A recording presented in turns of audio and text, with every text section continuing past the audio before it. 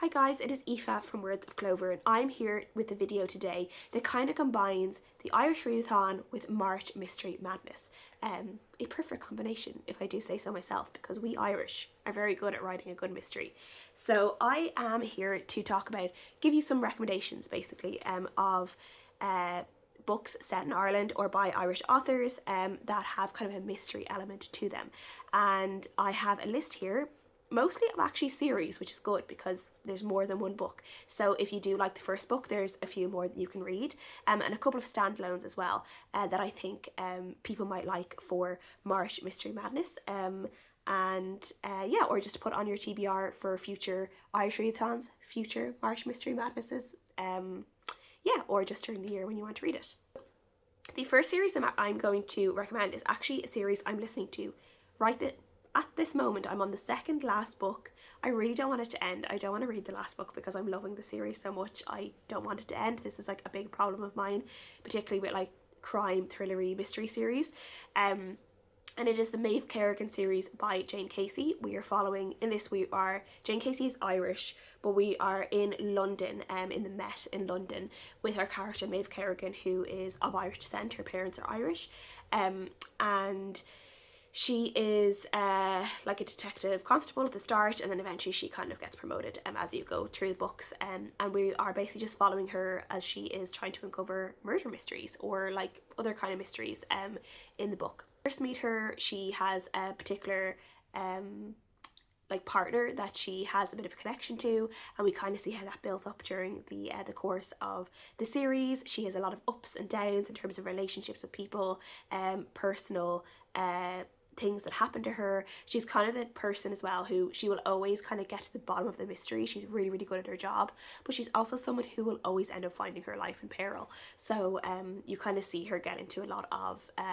scrapes and tussles, but also the mysteries are just so good, and they really kind of keep you at the edge of the seat as you kind of see everything kind of coming together and how everything makes sense. And there's always this like really, really good moment in the book where it clicks in Maeve's brain, and you just have to wait a little bit longer before she reveals the truth to you as the reader, if you haven't already figured it out, because with these mystery books I feel like sometimes you figure it out before the character. Yeah, this is a really, really great series. As I said, I'm on the 11th book right now. There is 12 books so far. I don't know if there's going to be any more, but I'm on the 11th book. I'm nearly at the end of it. She has just figured out what has happened. She's just told the reader how it happens, and now we have to I'm on like the last little bit, and I had to stop myself from listening to it yesterday because I was enjoying it too much, and I was like, I want to savor it. I want to wait until my next walk to listen to the end of this. So which is always a good sign, I think.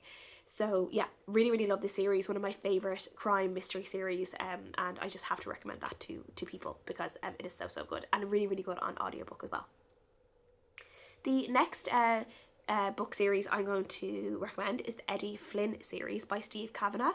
This again, written by an Irish author, but is actually set in New York, and we are following a character who's a lawyer. He's like a defense attorney in New York City, and he kind of takes cases for kind of like the luckless and the hopeless, kind of cases that seem like, you know, there's no way that he's going to be able to vindicate these people, but he normally figures out a way. And he himself has Eddie Flynn, our main character, has a pretty good or pretty interesting history in that he actually used to be a pickpocket before he became a lawyer, and you kind of see him use those pickpocketing skills sometimes to get ahead of the game for like whatever case he's working on, and it's really interesting and funny to see how he does that. And this is one of these books that it kind of builds up. I actually haven't read the first 3 books in the series because they can kind of be read as standalones, but where I kind of came in was a book called 13, which is where Eddie is on this case. I think it's a murder case, and we know as the readers that the person who actually committed the murder is on the jury, but no one else knows that. You just kind of have to see how the story evolves around that, and that hooked me into this series. And I just haven't felt the need to actually read the first couple, because I feel like from there we actually get a really good indication of who Eddie is, and it's actually from there that you kind of see more characters kind of come in and kind of build the core team around Eddie, and who his team are, and who the characters we're following, and who are the people who are going to be in each book, going after the truths, and to try and figure out what happened in these different murders, and to help get people who may not have committed the murders off. And yeah, they're really, really good, and I really like them. They're just like there are some, not all of the books in the series so far that I've read, but some of them feel like they could literally be like a season of True Detective. They're like really, really good. So yeah, another one I really, really strongly recommend. The next book is a standalone, and it's called Calla by Colin Walsh. This is by an Irish author set in Ireland.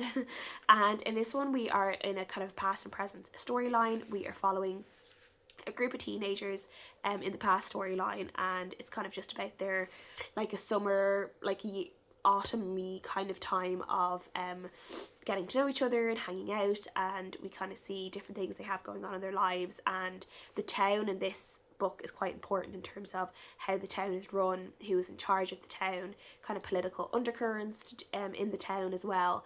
And then we have a present storyline where we know that during this particular year, I think it was around, actually I don't think it was summer, I think it might have been around like October time, one of the girls in this group called Calla, she disappeared and she was never found again. And now there has been a body discovered because of building work. There has been a body discovered, and people think that this body, these skeletal remains, are probably Calla, and it kind of brings a lot of things back for the people who were her friends, who were hanging around her that summer. People start kind of thinking more about what could have happened to her. People kind of thought that she'd ran off and like ran away from home, and then there are others that are like, no, we always knew that something bad happened to her. And we kind of find out a lot of like secrets from that summer, things that like, you know, people were keeping, things that people found out, and how all of this could have resulted in Calla dying. And it's like, did she die accidentally? Did someone kill her? What happened? And we're kind of figuring all of that out. But as I said, I think the town itself is like a really big, it's almost a character in itself in this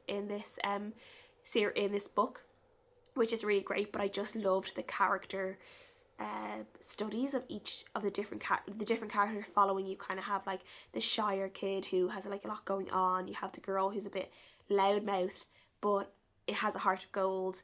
The popular boy who's actually quite cowardly, and then the boy who is very, very gentle and is just like one of these people who you just want to like hug and keep safe. And yeah, I just loved the mix of the different characters and how they all kind of, we see them as adults as well as teenagers, and how they were kind of very much shaped by what happened that summer and autumn, and what happened to Calla and how it really shaped them. And it's just a really great book, and I really recommend it for a mystery, and yeah, very, very good. The next book I want to talk about is There's Something I Have to Tell You by Michelle McDonough. This is also a standalone, a rural kind of mystery set in Ireland by an Irish author. And in this one we know that there are two bodies that have been found on this farm.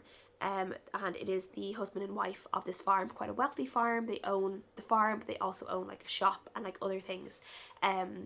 And at first it seems like it was just like a tragic accident that happened to them, like just kind of like a farm accident. But then as people investigate more, they find out that there's a lot more going on in this family than they ever thought, and they have to figure out what actually happened that day that resulted in these two people dying.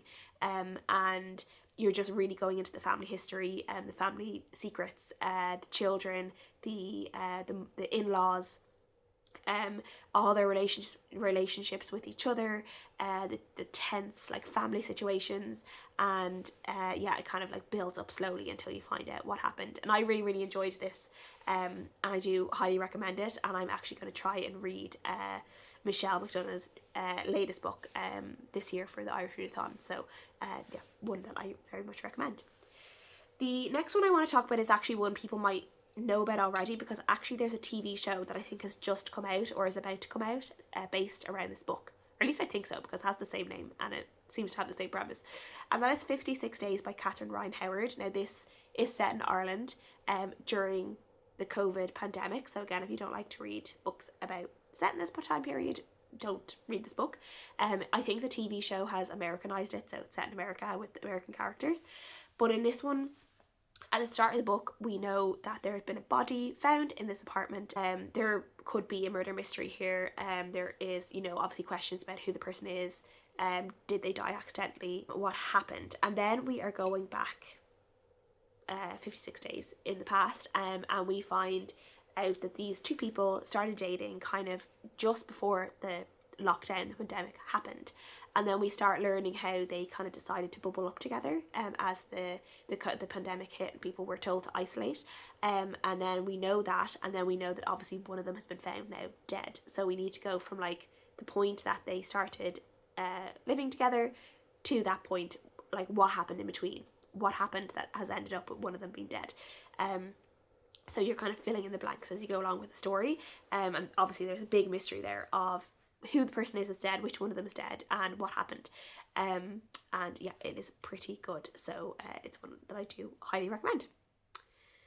And then the next mystery series I want to recommend is actually more of like probably like the most mystery out of all of them, I guess. This is a historical mystery series, or like we are following a character called Molly Murphy, who is Irish, and she emigrates to New York in like the 1900s, and she ends up kind of like accidentally, she kind of ends up being wrapped up in all of these different kind of murder mysteries and has to figure out like what has happened.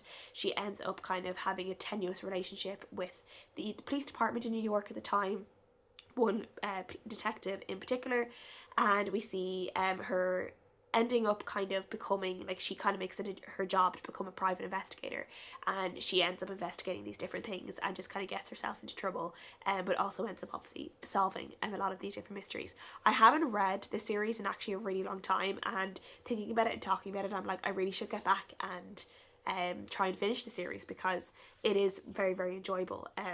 The only thing about it is that it's not written by an Irish author, but we are following Irish characters. The last book I want to talk about is a historical mystery, and this is kind of a story in two different parts. It's set in the 1800s in Dublin. We are following a character whose father is a coroner, and she is obviously a woman of kind of the society at the time, privileged, educated. People want her to marry well, but then she's also a woman of science because of what her father does. And we know that there is this particularly kind of grisly death at the start of the book that kind of piques her interest, and it feels like there's a lot of like questions. There's a lot more questions than answers when it comes to this person who's dead, and what they've done and what has been done to them. And our character Adelaide kind of starts looking into this and kind of puts herself into danger a few times looking into it. But we're kind of seeing the mix between her going to like society things and dances and with her friends and trying to be like a lady, and then also there is the mix of her then like going in and like being around dead bodies and trying to solve what has happened to this young woman. And yeah, like it's a kind of a nice little mix, and it's also like particularly like, I guess, 1800s Georgian Dublin, which I think is a really interesting setting because I feel like there's just not a lot of books set around this time period, or not a lot of ones that I've read in particular. So I really enjoyed the kind of the setting and the historical setting and learning more about what Dublin looked like at the time. And even like for myself, it was like when they were describing particular places that they were staying, I knew those places. Like I had worked in offices in these like areas that were once these grand houses that are now, they're all split up into like little offices, which was like really interesting. So things like that I just kind of love, like those little tidbits of information. So yeah. So those are some mysteries I wanted to recommend for March Mystery Madness. I hope some of these will be interesting for you guys. I will leave all the links below around March Mystery Madness. If you haven't gotten involved or want to know more about it, I will leave the hosts and information down below. If there are any other Irish mysteries that you would like to recommend, or just good mysteries in general that you would recommend, please leave them down below. I would love to know. Thank you guys so much for watching as always, and I'll see you guys again next time. Bye.